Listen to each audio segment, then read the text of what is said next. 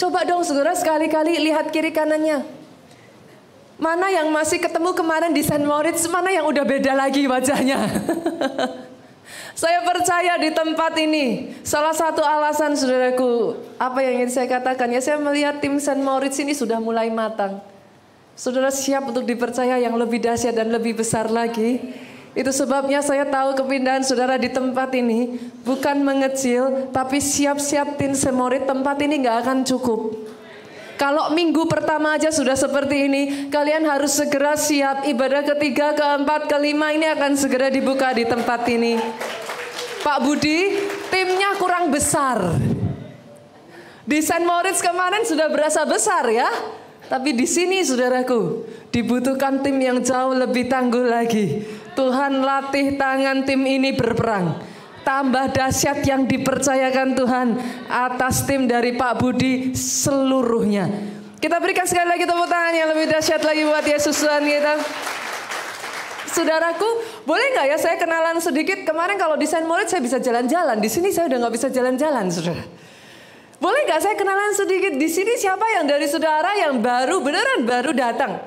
Pertama kalinya, baik mau di St. Moritz, mau yang di Soho, mau yang di sini. Ini pertama kalinya, jadi nggak boleh. Oh pertama kali di sini pastor, tapi udah pernah di St. Moritz, nggak boleh.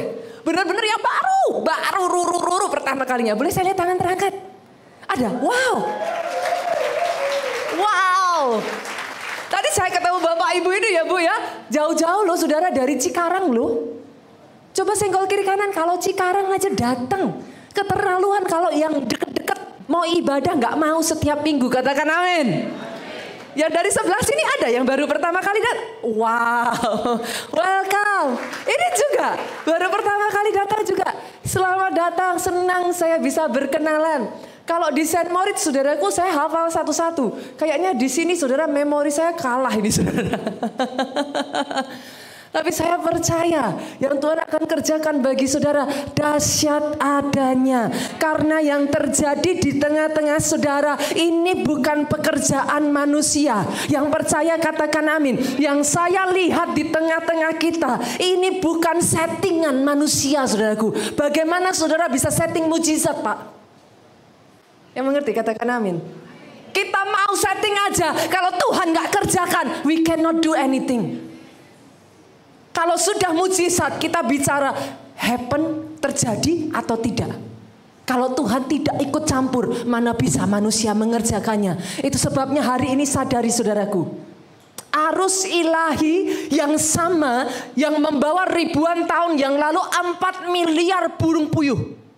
Saudara bisa bayangkan, di tengah padang gurun bu. Bangsa Israel berputar-putar di padang gurun. Itu bagaimana mendatangkan 4 miliar burung puyuh.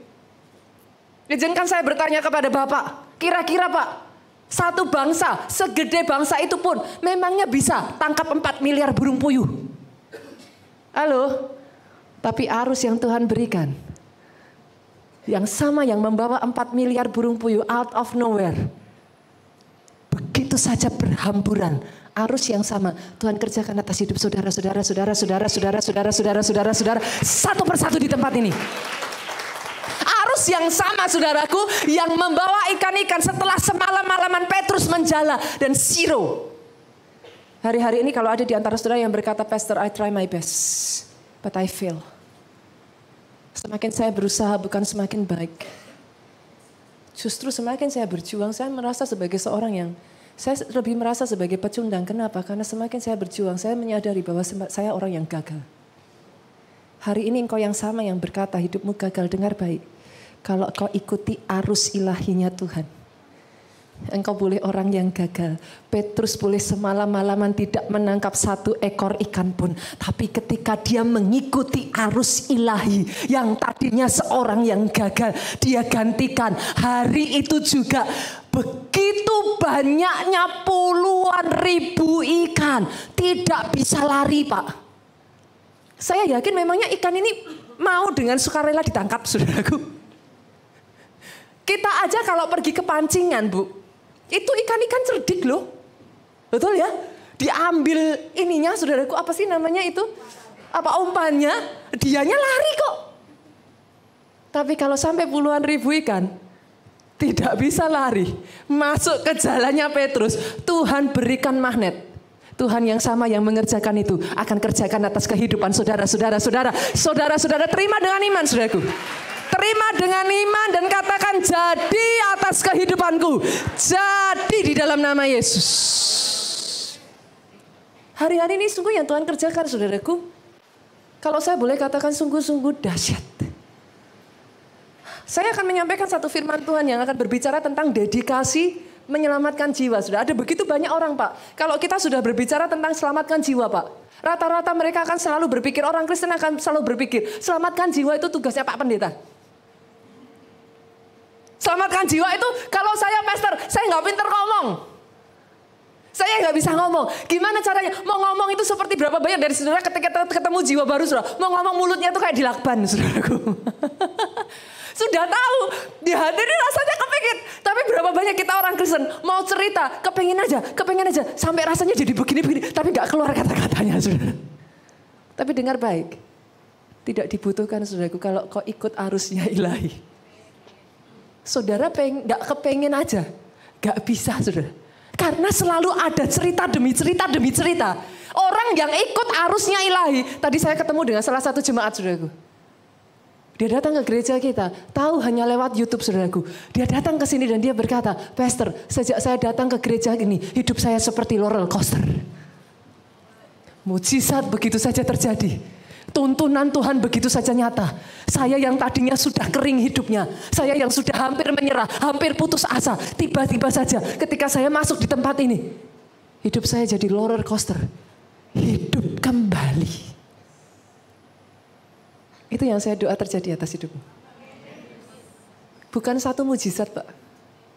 Untuk orang yang masuk dalam arus ilahi, satu mujizat tak cukup. Bukan 2, bukan 3. Every day is the day of victory. Every day is a story. Setiap hari ada saja kesaksian. Gak tahu gimana, kesaksian lagi. Buat gereja keluarga Allah, buat jemaat keluarga Allah, kesaksian, bukan paksaan. Kesaksian sudah jadi ketagihan, saudaraku. Yang mengerti katakan amin. Saya berjumpa justru, saudaraku, dengan orang-orang yang sudah kesaksian.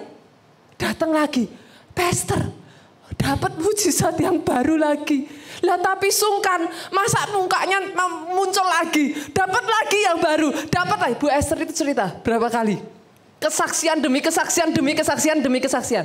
Saudara masih ingat gak kemarin yang datang ibadah minggu lalu, boleh angkat tangan, saudara? Boleh lambaikan tangan? Banyak. Saudara masih ingat kesaksiannya gak minggu lalu? Saya tuh jujur, saudara, saya tuh udah lama dengar kesaksian, sering kesaksian, tapi dengar yang kemarin tuh saya tuh di bawah tuh sampai ketawa-tawa, perut saya sakit, saudaraku. Kenapa? Karena yang bersaksi ini benar-benar kalau saya boleh ngomong, ya itulah orang Solo, saudara. Saudara yang dari Solo tahu yang saya maksudkan. Karena itu kampung halaman saya dengar kesaksian orang ini. Saya tuh ketawa, terpingkal-pingkal. Kenapa? Saya kangen dengan kampung halaman saya, saudara. Orangnya sangat sederhana sekali. Kalau saudara lihat Pak Jokowi, presiden kita, ya itulah orang Solo, saudara.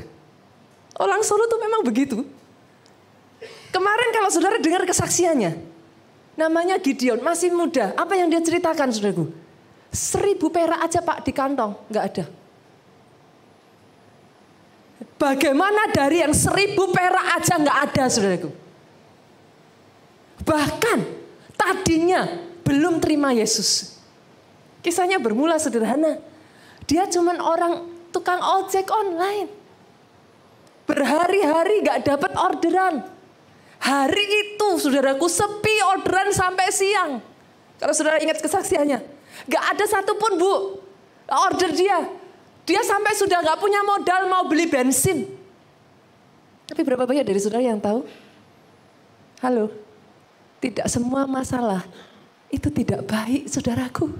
Kadangkala di tengah masalah justru dipakai Tuhan menangkap saudara, membawa saudara naik level, membawa saudara masuk pada berkat-berkat yang jauh lebih besar. Apa yang tadinya jadi masalah bagi dia, saudaraku? Tuhan pakai seorang anak kecil. Hanya pergi ke gereja. Harusnya cuma bayar 10.000. Dia kasih 20.000. Karena saking udah gak ada langganan saudara. Mau kasih kembalian 10.000 aja gak punya uang. Akhirnya bapak ini katakan, Dek, gak ada uang. Udah ambil aja uangnya. Kapan-kapan aja kalau ketemu lagi baru dibayar. Itulah orang Solo saudara. Mana ada orang Jakarta begitu. Kapan-kapan ketemu lagi dibayar. Gak ketemu-temu saudaraku. Tapi orang Solo, ya kita itu kapan-kapan ya di mana-mana saling kenal. Mau gimana saudara? Tapi yang luar biasa dari anak kecil ini saudara. 10.000, 20.000 gak dikembalikan. Dikasih 50.000. Loh bapak ini lebih bingung. Lah 10.000 aja gak punya kembalian apalagi 40.000. Dia katakan gimana sih dek? Dikasih dia lari, dia cuma katakan apa? Buat bensin pak, buat makan hari ini. Dia masuk gereja saudara. Bapak itu terima uang ini dengan bersyukur. Dia belikan bensin, dia kembali bisa jalan. Tapi tidak berhenti sampai di sana saudara. Dapat pesanan lagi dari Solo ke Klaten. Antar barang. Mau pulang gak boleh pulang. Tunggu dulu pak. Dijamu makan saudara. Mana ada tukang ojek ngantar barang diajak makan saudaraku. Dia sampai penasaran. Ini siapa sih kok orang begitu baik sekali. Tanya punya tanya, ternyata isinya adalah peralatan sekolah minggu, gereja, keluarga Allah lagi, saudaraku. Akhirnya bapak ojek ini menarik satu benang merah. Ini ada apa hari ini? Saya dapat uang begitu banyak. Dan benang merahnya sama-sama keluarga Allah, saudaraku.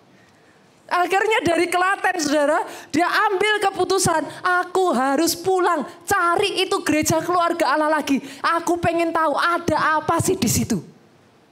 Ketika dia datang saudaraku, tanpa dia sadari, justru adalah satu waktu di mana dia dibawa Tuhan menerima Yesus sebagai Tuhan dan Juru Selamat dalam hidupnya. Kalau cerita yang ini aja saudara, kemarin juga sudah diceritakan.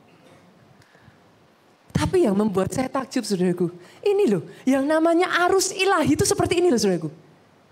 Baru pagi tadi saya di WhatsApp lagi, kesaksiannya tidak berhenti di situ Bu. Lanjut. Kemarin dia kesaksian 1.000 perak aja gak punya di dompet. Diakhiri kalau saudara masih ingat sambil ketawa-tawa dia senyum dia bilang apa? Ya kalau sekarang 1-2 juta ya ada di tabungan. Kita sampai ketawa semuanya, betul ya? Tapi tahu gak saudara hari ini dia bersaksi.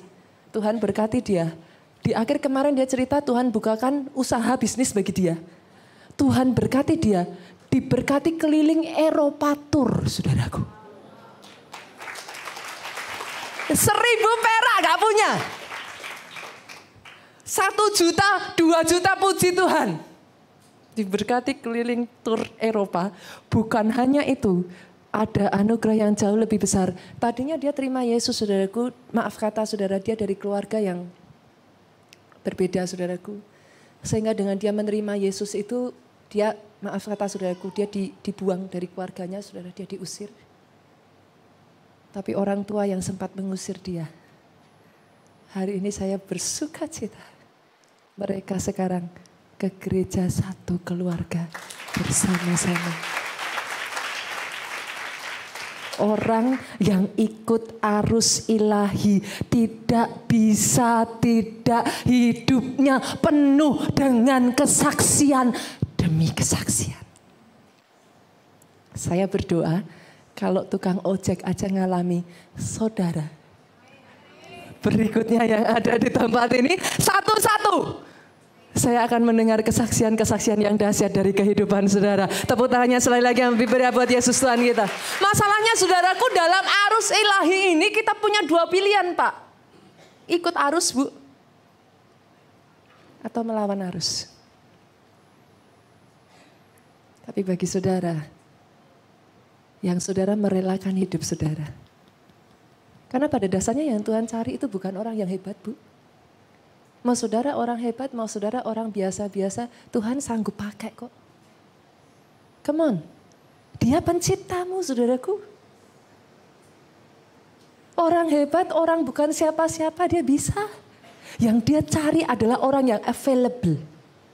Siapa yang mau dipakai. Karena setiap orang bisa memberitakan Injil. Tapi siapa yang mau dipakai? Ada berapa banyak orang yang sering kali berkata, ini aku Tuhan, utuslah dia. Kan gitu sudah. Enak toh yang ngomong sudah. Ya aku berdoa, kamu yang puasa. Kan gitu sudah. Tapi doa saya dari tempat ini, ada orang-orang yang rela berkata di hadapan Tuhan, Tuhan, kalau kau bisa pakai mulutku, pakai mulutku. Kalau kau bisa pakai tanganku, pakai tanganku. Kalau dari kaki ini kau bisa pakai kaki. Doa saya, siapapun saudara, dari hidupmu akan muncul orang-orang yang satu ketika nanti kau berjumpa di surga, memberi salam kepada saudara dan berkata, aku di sini karena kamu. One day, saudara akan berjumpa puluhan bahkan ratusan orang. Kita bertemu bersama-sama di sana, Ibu. Kita bukan hanya satu saja, tapi ada mahkota di kepalamu. Kenapa? Karena ada begitu banyak jiwa yang kau bawa mengenal Yesus sebagai Tuhan dan Juru Selamat dalam hidup. Inilah sebenarnya kisah yang akan saya ceritakan, saudaraku. Kisah dari seorang budak kecil, Pak. Bukan siapa-siapa. Namanya saja tidak dicatat. Bahkan kalau kita mengerti cerita tentang budak kecil ini, Pak. Dia punya 1001 alasan untuk marah dengan Tuhan. Dia seorang Israel, anak perjanjian, saudaraku. Diambil oleh bangsa lain, dijadikan budak. Saya tanya dalam hidup kita kira-kira, saudaraku, terendah saat ini kita pun, saudaraku. Kelas budak itu bahkan sudah dihapus. Kemerdekaannya direnggut, segala kehidupannya, keluarganya diambil dari dia secara paksa, saudaraku. Budak ini, saudara, punya 1001 alasan untuk marah kepada Tuhannya. Tapi di tengah semuanya itu, dia mengizinkan dirinya, dia membuka hatinya, dia tidak marah dengan Tuhan. Tapi dia belajar untuk menarik tangan Tuhan atas kehidupannya, saudara. Beberapa waktu yang lalu saya share dengan suami saya, saudaraku. Pak Jo tanya kepada saya, menurutmu apa keputusan terbaik yang kamu pernah ambil sepanjang umur hidupmu? Dengan sangat cepat saya menjawab, Pak Jo, saudaraku.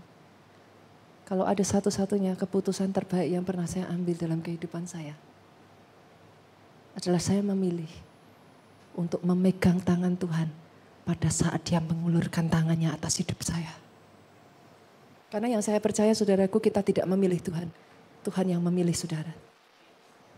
Tapi ketika dia memilih saudara, adakah tanganmu kau julurkan untuk menarik tangannya? Ataukah kau hempaskan tangan Tuhan? Saya ada sebagaimana saya ada hari ini, saudaraku, karena satu keputusan yang saya buat ini. Saya memilih dalam keadaan saya yang hancur, saya menarik tangan itu keras-keras dalam hidup saya. Sama seperti gadis kecil ini, saudaraku. Dia tidak marah dengan Tuhannya. Dia tidak kecewa.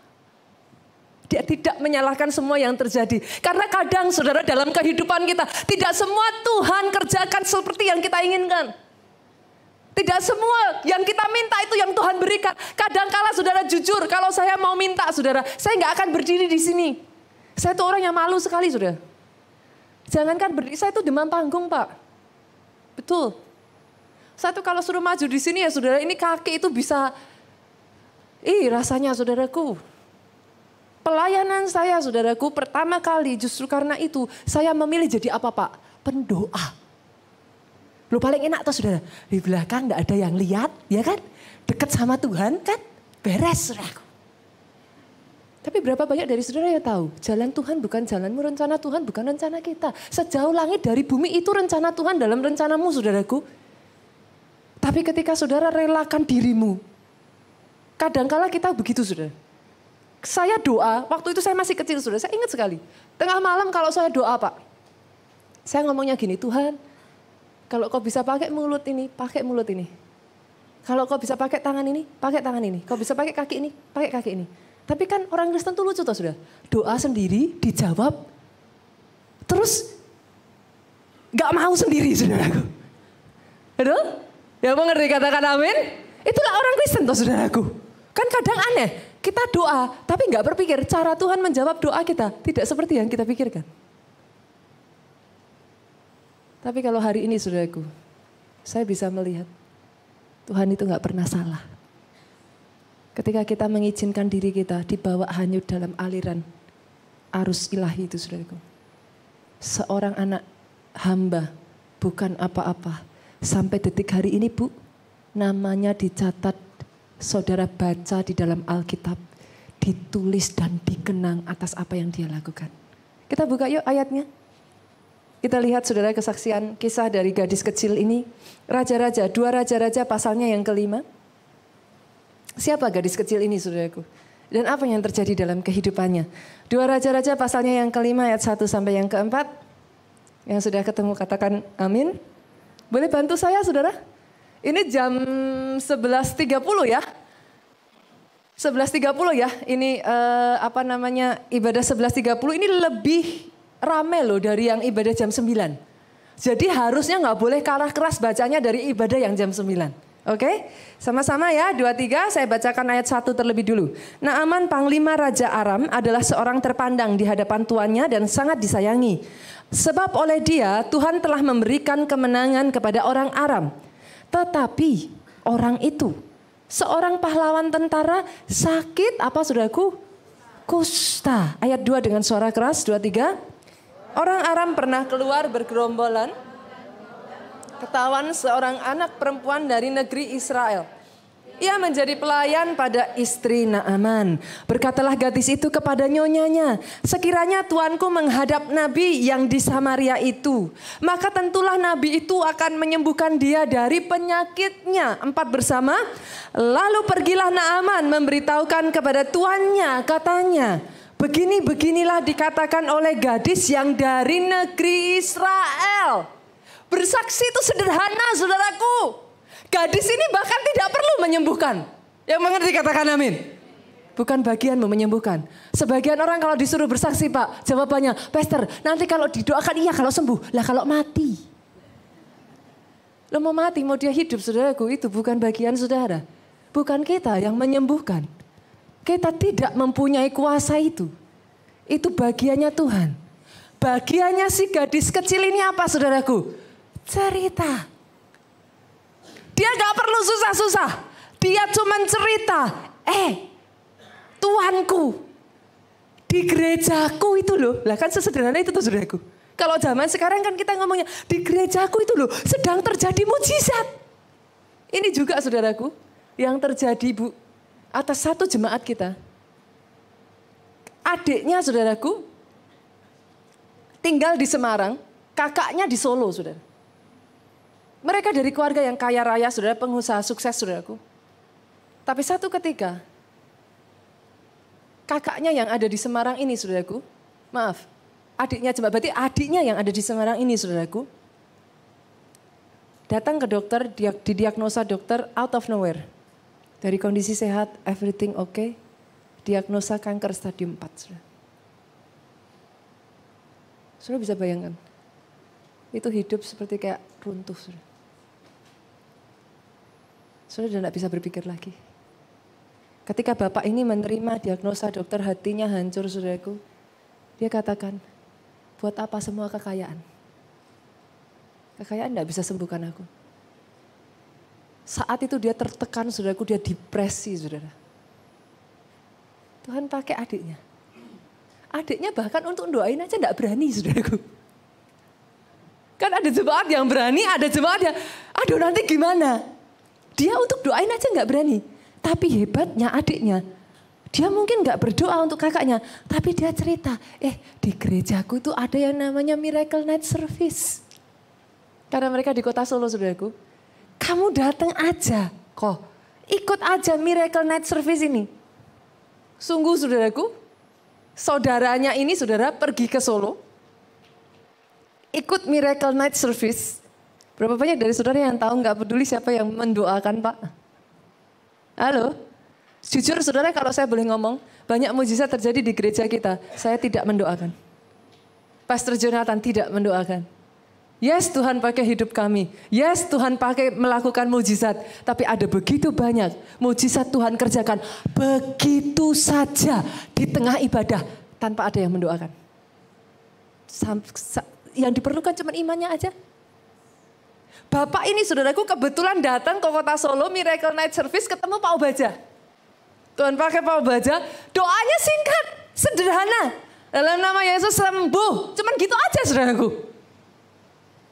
Tapi setelah itu Bapak ini pulang, kembali ke kota asalnya saudaraku, bersama dengan keluarga cek pergi ke Malaysia saudara. Sesampainya di Malaysia, hasil keluar PA semua segala macam dicek saudaraku, dinyatakan bersih total. Kadang kala saudara kita mau dipakai Tuhan, kita ragu-ragu, kita takut salah, kita takut. Bayangkan kalau Tuhan, kalau adiknya ini tidak berani untuk mengatakan kepada kakaknya saudara, mungkin sampai dengan detik hari ini kakaknya masih ada di dalam keadaan depresi. Doa saya dari tempat ini, ada orang-orang yang mungkin kau bukan siapa-siapa, it's okay. Tapi kau berkata kepada Tuhanmu, Tuhan, kalau budak saja Tuhan sanggup pakai. Tuhan sanggup pakai hidup pribadi, lepas pribadi yang ada di tempat ini. Jadi anak yang berguna buat Tuhan, saudaraku. Karena di sini jujur saudara, yang namanya anak tuh ada dua macam, betul? Di sini yang sudah jadi orang tua punya anak udah agak gede, boleh lambaikan tangan? Nah, ada Bu Aling, ada Bapak juga. Siapa lagi saudaraku? Anaknya sudah gede-gede, ibu juga. So jujur saudara, kira-kira ada nggak sih anak yang merepotkan? Oh enggak, di sini enggak ada saudaraku. Itu di luar gereja kita. Katakan amin. Tapi kira-kira saudaraku, orang tua Pak, kalau datang anak yang merepotkan, ngomongnya gimana? Ketemu anak yang merepotkan, orang tua ngomongnya gimana? Mau ngapain lagi? Betul? Paling cuman minta uang lagi. Betul? Yang mengerti katakan amin. Tapi saya berdoa di tempat ini. Ada orang-orang yang adalah bukan anak yang merepotkan. Tapi anak yang berguna buat Bapak yang ada di surga. Ada satu kisah lagi saudara, saya juga heran. Hari ini kisah dari firman Tuhan itu dua-duanya sama-sama seorang budak Pak. Satu ketika ada seorang budak saudaraku, dia lari dari tuannya. Yang namanya budak di zaman itu Bu, dalam tubuhnya itu seperti ditato itu loh saudaraku, dicap. Maaf saudara, besi panas, dia ditandai. Seorang budak yang sudah lari dari tuannya, dia sama dengan budak yang tidak berguna. Dia lari dari tuannya, dia pergi ke Roma saudaraku. Sampai di Roma dia ditangkap oleh tentara, dijebloskan ke dalam penjara. Berapa banyak di sini yang tahu saudara, bahkan di saat terendah dalam hidupmu, tangan Tuhan itu tidak kurang panjang. Kebetulan orang dunia kalau bilang itu apa? Kebetulan. Kebetulan si budak ini saudaraku dijebloskan penjara, kok ya pas penjara yang sama dengan Paulus saudara. Di penjara itulah dia diubahkan, dia terima Yesus sebagai Tuhan dan Juru Selamat dalam hidupnya. Dibawalah sama Paulus balik ke tuannya saudara. Cerita punya cerita, ternyata tuan dari budak ini anak rohaninya Paulus. Saudara. Kita baca ceritanya saudara, kita baca kisahnya Filemon. Pasalnya yang pertama, multimedia nggak usah dikeluarin. Biarin jemaat cari Filemon di mana.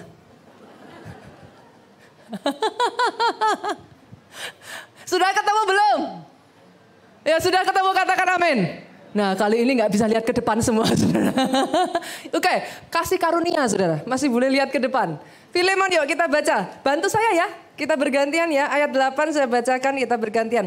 Karena itu sekalipun di dalam Kristus aku mempunyai kebebasan penuh untuk memerintah kepadamu apa yang harus engkau lakukan. Ini Paulus ngomong sama Filemon saudara.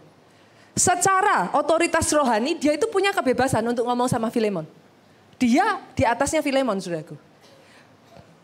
Ayat 9 kita baca 2-3. Tetapi mengingat kasihmu itu lebih baik aku memintanya daripadamu. Aku, Paulus yang sudah menjadi tua.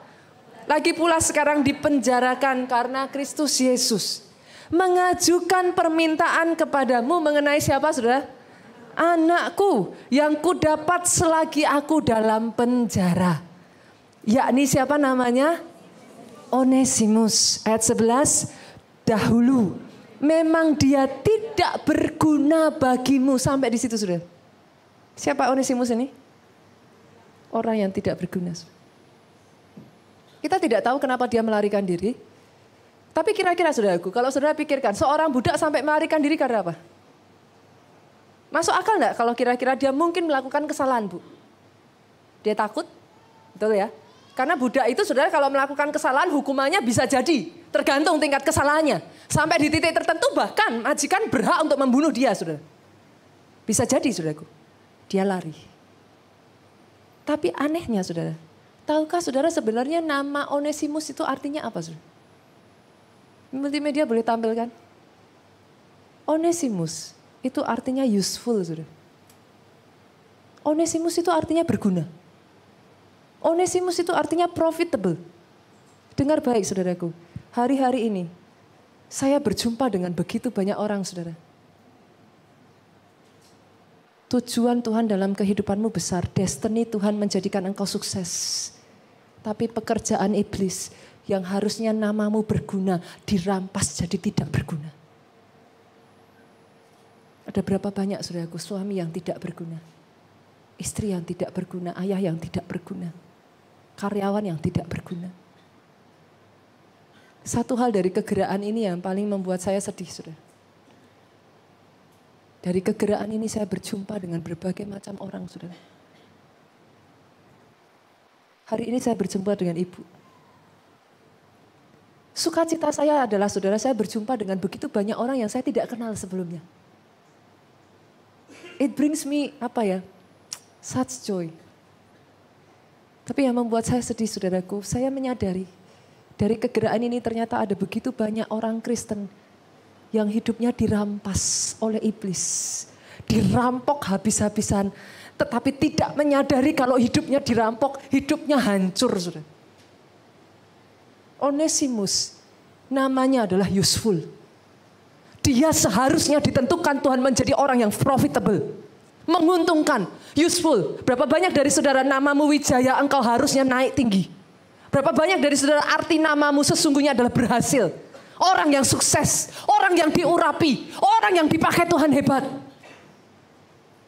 Tapi iblis rampok dari hidupmu. Kau diikat. Penuh dengan luka, penuh dengan kepahitan. Saya berjumpa dengan satu ibu beberapa waktu yang lalu, saudaraku. Dia menangis, dia berkata, saya baru saja cerai, pastor. Saya duduk, saudaraku, saya tuh orangnya cengeng. Gimana sih, saudara? Yang ibu-ibu di sini tahu kali ya, Bu, ya. Cewek itu bisanya apa sih, saudara? Nangis kan? Saya tuh orangnya cengeng, saudaraku. Kadang-kala tuh saya tuh kalau dengar ceritanya orang sedih, saya ikut sedih, saudara. Hari-hari ini saya berjumpa dengan begitu banyak orang, saudaraku. Hati saya hancur.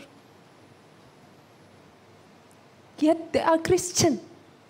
Mereka orang Kristen yang harusnya punya otoritas ilahi untuk mengalahkan kuasa iblis. Berapa banyak yang hari-hari ini dibully oleh iblis. Sampai di satu titik tertentu mereka mempertanyakan di mana Tuhan. Kalau Tuhan masih ada, kenapa Tuhan izinkan hidup saya seperti ini? That's not his fault. Itu bukan salahnya Tuhan, saudaraku. Jangan pernah salahkan dia. Ada rencana Tuhan yang besar dalam kehidupanmu. Jangan izinkan iblis merampok, mencurinya dari hidupmu. Bangkit, saudaraku, lawan dia. Sama seperti Onesimus. Betul, tadinya dia seorang yang tidak berharga. Tapi sejak dia jumpa Yesus, panggilannya dipulihkan.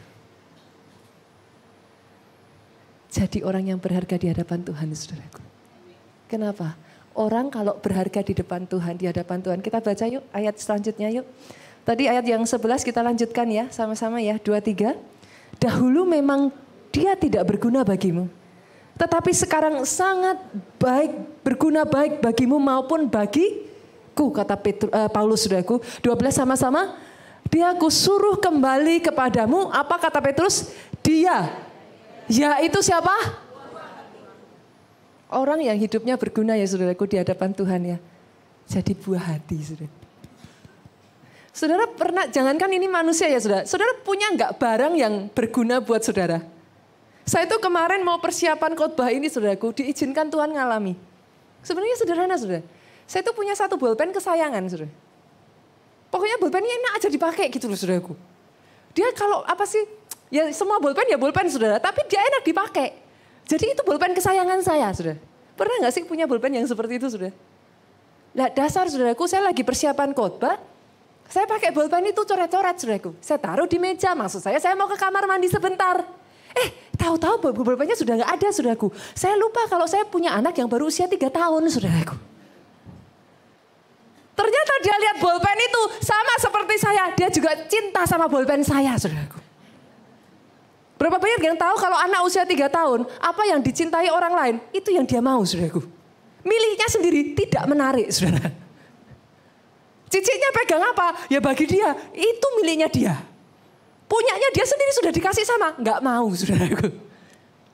Ternyata diambillah bolpen saya itu saudara. Dia bawa jalan, kalau diambil aja saya nggak apa-apa saudara. Kalau di rumah sendiri apa sih yang hilang saudara? Kan ngapain cuman bolpen kecil juga. Yang jadi masalah saudara, bolpennya nggak hilang, tutupnya hilang saudara. Nah saudara tahu kan bolpen itu kalau tutupnya hilang gimana?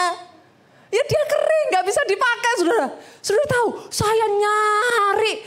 Sampai saya masuk ke kolong ranjang. Sampai pembantu saya ketawa. Ibu ini ngapain sih dari tadi blusak-blusuk. Berjam-jam loh saudaraku. Saya cari tutup bolpen. Saudara mengerti yang saya maksudkan? Sesuatu kalau jadi kesayangan. Dengar baik. Diperhatikan sungguh-sungguh. Saudara kalau jadi kesayangannya Tuhan, nggak minta aja, dikasih yang diinginkan hati. Kuncinya apa saudara? Tahu yang berharga bagi Tuhan. Oh yes. Kalau saudara tahu yang berharga bagi Tuhan, saudara berikan itu kepada Tuhan. Apa yang saudara minta, diberikan. Pertanyaannya sekarang, yang berharga bagi Tuhan kita itu apa saudara? Kita orang Kristen gampang ngomong, jiwa-jiwa. Sampai saya beberapa waktu lalu ngobrol dengan suami saya saudaraku. Tadi saya ngomong ibadah pagi nggak ada yang bisa menerjemahkan bahasa saya saudara. Saya tuh ngobrol sama Pak Jo tentang jiwa-jiwa ini ya saudaraku. Saya tuh sampai dibikin telek-telek saudara. What is telek-telek saudara? Saya tuh hanya bisa dibikin diem saudaraku. Saya tahu bahwa, bahkan ini saya sebagai seorang hamba Tuhan saudaraku. Saya mengerti bahwa jiwa itu penting. Tapi saya tidak sungguh-sungguh mengerti. Sampai beberapa waktu, sekian waktu Pak Jo cerita saudaraku. Saya dengarkan dia bicara. Saudara masih ingat 3 perumpamaan tentang jiwa-jiwa yang hilang di mata Tuhan? Masih ingat gak ada 3 perumpamaan? Ada yang ingat? Apa? Senggol kiri kanan. Ini sudah bulan Agustus. Saudara yang cukup lama di gereja ini masih ingat? Nanti akhir Desember Pastor Nita akan tanya, Alkitabnya sudah dibaca sampai mana? Senggol kiri kanan. Sudah dibaca belum? Halo, masih ingat gak saudara 3 perumpamaan jiwa yang hilang? Yang pertama diumpamakan dengan apa? Domba yang hilang. Betul ya? Yang kedua apa saudara? Dirham yang hilang. Yang ketiga? Anak yang hilang. Kadangkala saudara kita baca kisah ini sukar bagi kita itu sampai bisa mengerti. Kenapa? Karena kita ini setting Indonesia dengan setting Israel beda saudara. Kenapa jiwa yang hilang ini diumpamakan dengan domba? Di Israel, saudaraku, kebanyakan dari penduduk Israel pekerjaannya itu adalah penggembala domba. Jadi, saudaraku, yang namanya menggembalakan domba itu mata pencaharian. Bolehkah saya tanya, saudara, kira-kira kalau mata pencaharianmu diambil, berjuang nggak? Dipertahankan nggak? Domba yang hilang ini bicara apa, saudaraku? Kira-kira saudara, kalau saudara, mata pencari orang yang memberikan kepada saudara penghasilan saudara, menurut saudara, dia ini orang yang penting bagi saudara enggak? Oh jujur aja saudara, ya penting lah. Saudara mengerti yang saya maksudkan? Ketika Tuhan berbicara tentang domba yang hilang, apa yang ingin dia katakan? Bagimu, pekerjaan penting. Sama seperti mata pencaharian yang menghidupi engkau itu begitu penting bagimu. Satu jiwa. Bagiku. Dirham saudara. Sebagian dari saudara nggak familiar. Apa sih dirham itu saudaraku? Itu kan bahasa zaman dulu saudara. Ada di sini yang tahu dirham? Dirham itu semacam perhiasan saudaraku. Tapi maaf kata saudara. Dia tidak dikumpulkan, tidak bisa dibeli langsung. Dirham adalah satu perhiasan yang dibelinya itu dengan tabungan 1 tahun saudara. Saudara pernah dengar minyak yang dipakai wanita mengurapi? Itu minyak, nggak ada tutupnya, nggak ada lubang atas bawahnya saudaraku. Itu dibeli dengan gaji 1 tahun. Di Israel mereka tuh punya hal-hal seperti itu saudaraku. Satu-satunya cara wanita itu mengurapi Yesus bukan dengan membuka tutupnya, dipecah minyaknya. Itu sesuatu yang so precious. Ibaratnya kalau sekarang ini kira-kira lah saudara, karena saya wanita lah. Ibu-ibu di sini senangnya apa sih? Jujur. Ibu-ibu sukanya apa? Apa yang berharga? Biasanya Pak ya? Oke, saya bilang gini aja deh. Kalau saya bilang berlian 1 karat ya mungkin berharga. Tapi mungkin kebanyakan dari saudara sudah punya. Kalau saya bilang berlian 10 karat. Cukup besar ya? Boleh lah ya? Oke, saya tanya Bu. 10 karat baru ditimang-timang jatuh. Pak. Masuk dalam got. Langsung sisi kiri saya. Saya tanya sudah. Dicari enggak? Dengan segala daya upaya saudara akan mengejar dan berusaha menemukan. Buat bapak-bapak itu kalau melihat ibu-ibu cinta berlian itu enggak habis pikir gitu. Karena bapak-bapak itu pikirannya sederhana seperti suami saya. Apa sih? Cuman batu katanya saudaraku. Langsung masuk di hati saya. Cuman batu. Itu bapak-bapak, saudara. Oke, yang berharga buat bapak-bapak kira-kira apa? Apa Pak? Properti? Boleh dong? Properti dong? Saya tanya Pak, kalau propertinya ditipu orang, hilang, gimana saudara?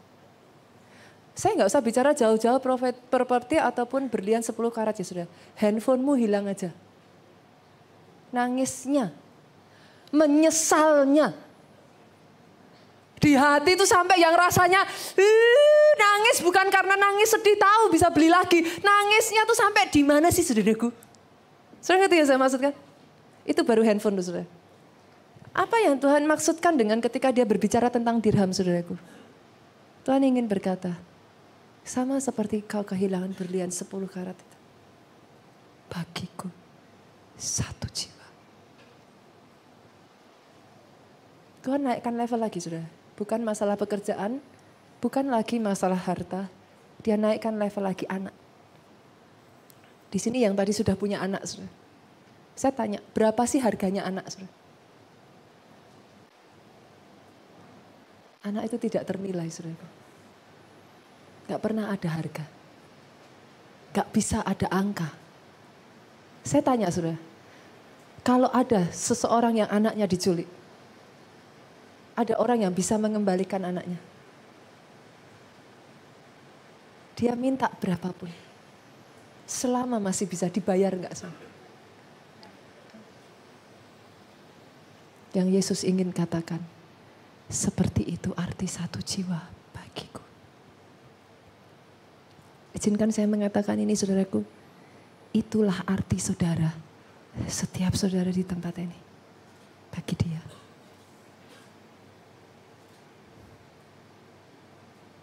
Kau mungkin berpikir hidupmu gak berarti.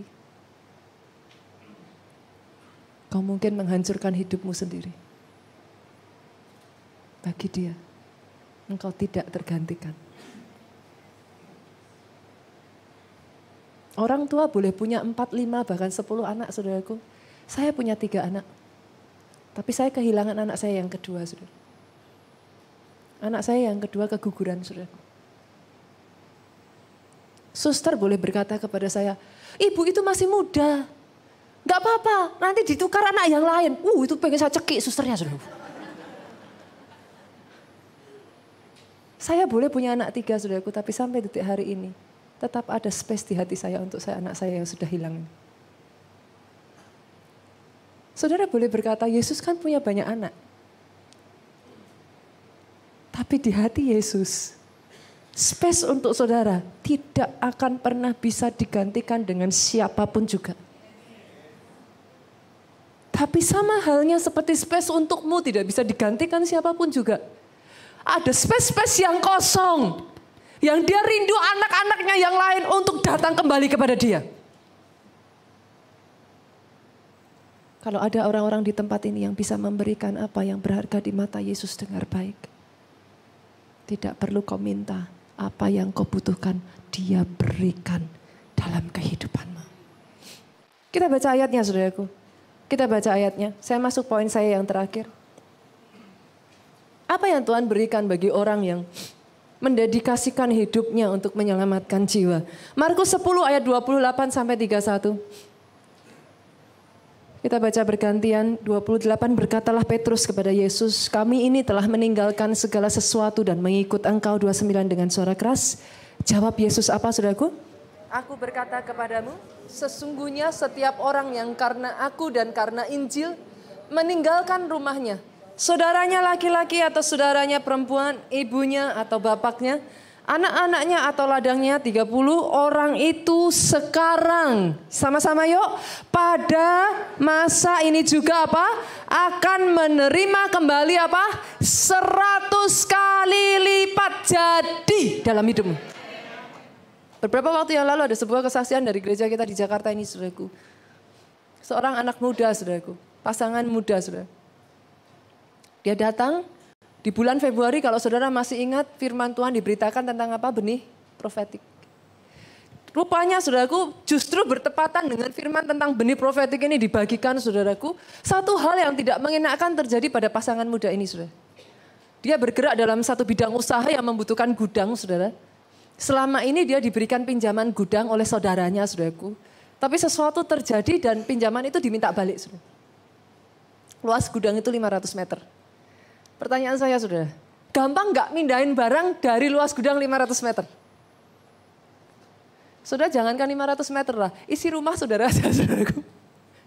Kalau mau mindahin rumah aja, kita rumah apartemen kecil aja, nggak usah jauh-jauh. Apartemen 100 meter aja, mau mindahin barang aja sudah. Gimana sih, beranak pinaknya banyak, saudara. Bener? Kan setahun yang lalu mungkin belum ada apa-apa, 5 tahun berjalan tiba-tiba, saudaraku, sudah. Ini gudang 500 meter loh, saudara. Disuruh pindah saat itu juga. Dia sedih sekali, saudara. Tapi pada saat itu dia mendengar firman Tuhan. Berkata tabur benih profetik. Saya tuh dengar ceritanya deg-degan juga, saudaraku. Tapi ketika saya mendengar kisahnya dia, saya terharu, saudara. Di tengah dia sangat membutuhkan dana itu, saudaraku. Dia tangkap rema firman Tuhan. Dia taburkan benih profetik, saudara. Saya kaget. Saya kaget dengan iman mereka, saudara. Bukan hanya itu saja, saudaraku. Mereka nggak pikirkan soal gudang ini. Mereka percaya Tuhan sanggup bekerja. Yang mereka lakukan justru memberitakan Injil, saudara. Saya tuh kadang, apa ya, kalau saya boleh ngomong, saya memberikan rasa respect saya kepada jemaat keluarga Allah di tempat ini. Kadang saudara tuh lebih beriman dari pendetanya, saudaraku. Saya takjub lah, saudaraku. Saya salut lah dengan jemaat di tempat ini. Pasangan ini, saudaraku, justru tidak memikirkan kesusahan mereka, beritakan Injil. Saudara tahu nggak berapa lama kemudian? Butuhnya gudang 500 hilang, saudara. Ditukar Tuhan, saudara. 1.500 luasnya. Jauh lebih besar, jauh lebih murah. Tuhan tuh ya, saudaraku ya. Kalau kau memberikan yang berharga bagi dia, apa yang kau butuhkan? Gak usah minta, dia berikan. kita. Saya tuh punya anak satu Jen ini ya saudara, bagi saya itu mengajarkan saya sekali tentang arti pentingnya. Manusia itu kepengennya kemana-mana. Kita berpikir yang penting bagi kita kerja, yang penting bagi kita ini usaha, strategi, Yang Tuhan mau tuh apa tuh saudara? Mazmur tuh ngomong simpel loh Bu. Duduklah di sebelah kananku. Maka aku akan membuat musuhmu tunduk di bawah kakimu. Pak Jo punya bahasa yang menyentuh hati saya saudara. Dia ngomong gini, kalau mau doa saya tanya, kamu mau apa? Mau ngancani Tuhan. Saudara yang tahu bahasa Jawa, mau nemenin Tuhan. Loh maksudnya gimana? Lah itu Mazmur, duduklah di sebelah kananku, kata Pak Jo, saya disuruh nemeni Tuhan. Anak saya yang paling kecil Jen itu ya saudaraku. Dia tuh paling suka kemana-mana tuh jadi kayak dia tuh maunya ikut saya. Dan dia gak butuh yang lain. Pernah satu ketika saudara, karena saya harus pergi, dia tuh dibujuk-bujuk sama papanya, sama dadinya, sama mbaknya, sama semuanya saudara. Dia dibujuknya tuh gak kurang-kurang loh saudara. Nanti dia dibeliin mainan, gak mau. Nanti diajak turun ke bawah, mainan sliding, gak mau. Nanti Jen minta apa aja. Nggak mau, saya cuma maunya sama mom. Saat itu saudaraku, Roh Kudus berbicara kepada saya. Ini loh.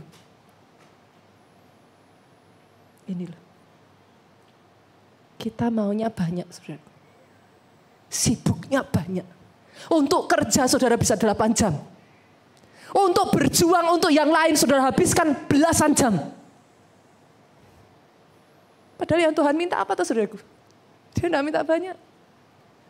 Saudara butuhnya segala macam. Bagi Tuhan dia cuma ngomong satu. Duduk di sebelah kananku. Aku akan buat musuhmu tunduk di bawah kakimu. Jadi hari-hari ini saudaraku, saya sama Pak Jo itu lagi dalam proyek yang satu ini. Proyek nemenin Tuhan. Banyak-banyak nemenin Tuhan. Loh lah pastor, terus kalau nemenin Tuhan dapatnya apa? Oh saudara jangan salah. Semua terjadi ini saudaraku. Dari proyek nemenin Tuhan. Berlama-lama sama Tuhan. Nemenin ngobrol Tuhan. Cerita sama Tuhan. Bukan datang minta. No. Tapi dengar Tuhan mau cerita apa. Tuhan pengen ngomong apa. Tuhan hatinya apa. Ketika saya dengar anak saya ngomong itu saudaraku, saya seperti dipukul. Iya ya Tuhan, kadang manusia tuh begitu susah ya. Cuman disuruh nemenin Tuhan aja alasannya banyak. Padahal kalau saudara tahu yang berharga di mata Tuhan. Ketika kau dekat-dekat dengan Tuhan, kau jadi saksinya Tuhan. Oh, apa yang kau butuhkan lihat saudaraku, buktikan perkataan saya. Kalau Tuhan gak limpahkan dalam kehidupan saudara jauh lebih dari yang kau pikirkan. Dia sanggup kerjakan atas kehidupan saudara. Oh boleh saya dengar tepuk tangan yang paling meriah dari tempat ini.